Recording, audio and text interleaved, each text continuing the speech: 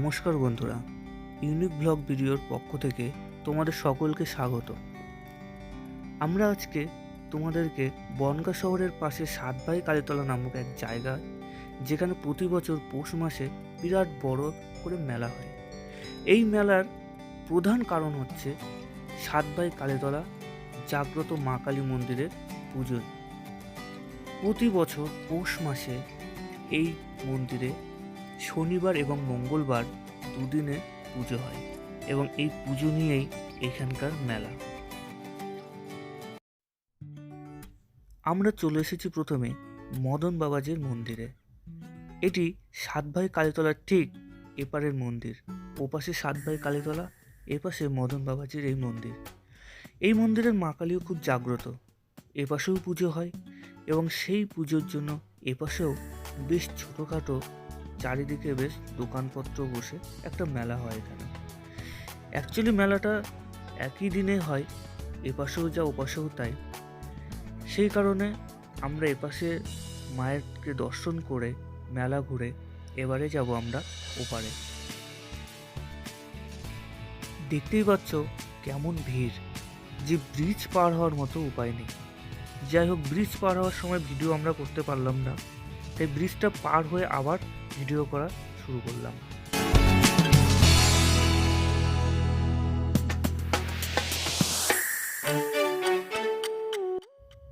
এই হচ্ছে ইছামতি নদী, আর ওপাশে হচ্ছে সেই মদন বাবাজির মন্দির। এই ইছামতি নদীতে সবাই নৌকো করে ঘুরে বেড়াচ্ছে। চাইলে আপনারাও নৌকো ভাড়া করে কিন্তু ঘুরতে পারেন। ওই হয়তো 100-150 টাকার মধ্যে হয়তো ভাড়া নেবে। আর ওপার থেকে এপারে যদি আপনারা আসেন তাহলে নৌকায় মাথা পিছু ভাড়া পড়বে 10 টাকা করে। এবারে আমরা চলে এসেছি সেই সাতভাই কালীতলার মায়ের মন্দিরে। এই মন্দিরকে কেন্দ্র করেই এই পৌষ মাস ধরে পুরো মেলার আয়োজন করা হয়। প্রতি শনিবার এবং মঙ্গলবারে এই মন্দিরে পুজো হয়। মোটামুটি পুজো প্রতিদিনই কম বেশি হয়, কিন্তু বার হিসেবে শনিবার এবং মঙ্গলবারে পুজোটা বেশি পরিমাণে হয়। আমরা সন্ধেবেলায় এই মেলাতে এসেছিলাম, যার জন্য মায়ের মন্দিরটা আমরা বেশ ভালোভাবেই দেখতে পেরেছি, কারণ পুজোর ভিড়ের জন্য দেখা সম্ভব হয়ে ওঠে না।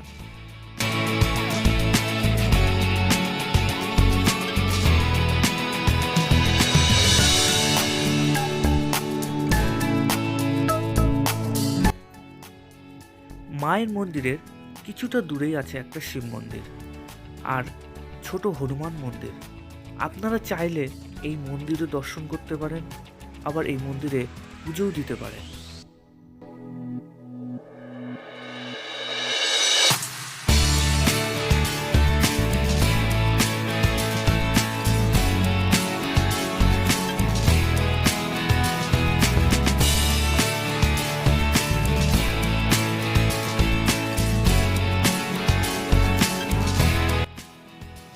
এবারে চলুন মেলার ভিতরটা ঘুরে দেখি।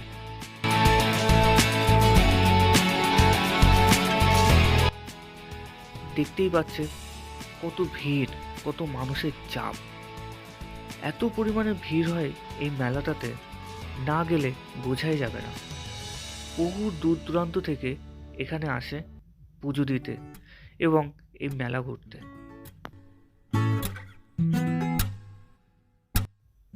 এখানে আপনারা মোটামুটি সব রকমের জিনিসই পাবেন। সব ধরনের দোকান এই মেলাতে বসে।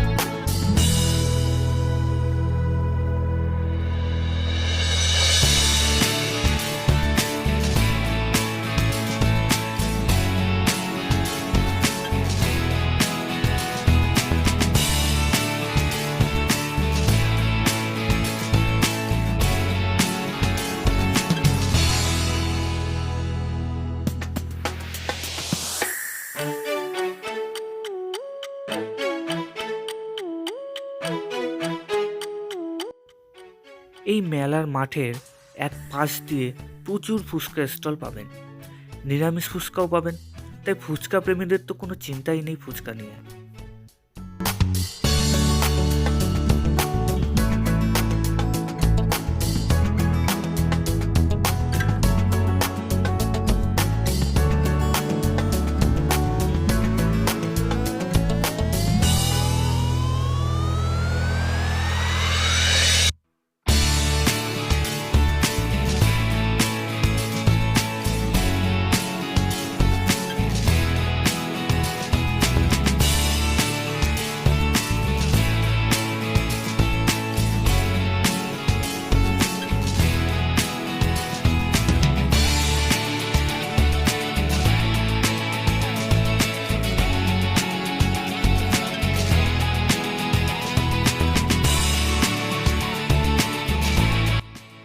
মাঠের এক পাশ দিয়ে যেমন ফুচকার স্টল, তেমনই আছে আচারের দোকান। প্রচুর আচারের দোকান পাবেন এখানে। অতএব যারা আচার খেতে খুবই ভালোবাসেন তারা এখান থেকে আপনাদের পছন্দ মতো আপনারা আচার কিনে খেতে পারেন।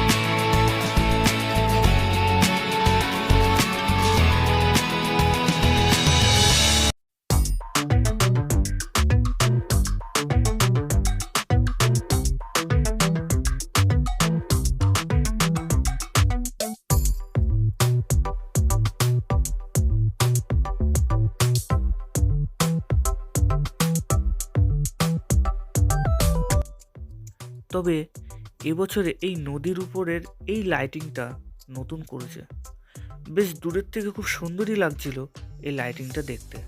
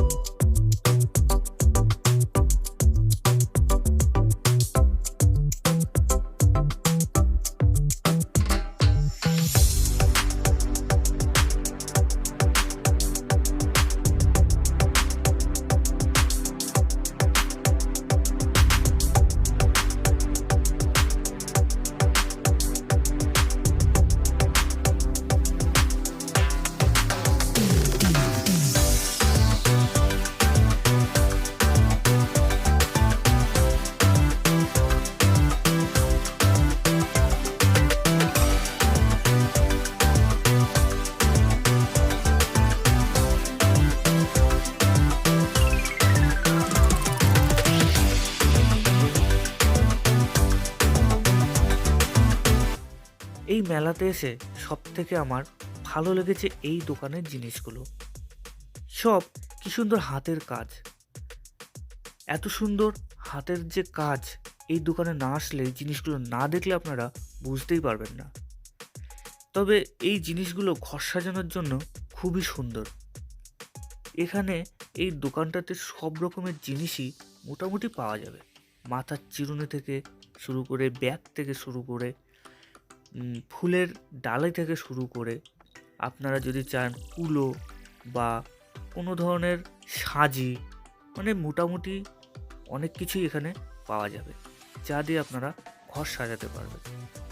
এই দোকানটার নাম মহিলা স্বয়ম্বর গোষ্ঠী, স্বর্ণজয়ন্তী গ্রাম স্বরোজগার যোজনা। কত সুন্দর যে এদের হাতের কাজ, সেটা না দেখলে বিশ্বাসই করা যায় না।